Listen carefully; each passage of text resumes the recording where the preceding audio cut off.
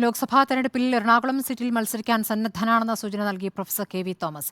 Party എന്ത് ഉത്തരവാദിത്തം ഏൽപ്പിച്ചാലും കൃത്യമായി ചെയ്യുമെന്ന് കെ.വി. തോമസ് റിപ്പോർട്ടറിനോട് പ്രതികരിച്ചു. മകൾ രേഖ തോമസിനെ രംഗത്തിറക്കാനുള്ള താൽപര്യവും കെ.വി. തോമസ് മറച്ചുവെച്ചില്ല. എറണാകുളത്ത് അനുയോജ്യനായ സ്ഥാനാർത്ഥിക്കായുള്ള അന്വേഷണത്തിലാണ് ഇടതുമുന്നണി.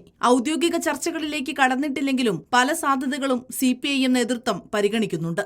ഇതിനിടെയാണ് സ്ഥാനാർത്ഥിയാകാനുള്ള താൽപര്യം പ്രകടിപ്പിച്ച് കെ.വി. തോമസ് രംഗത്തെത്തിയത്.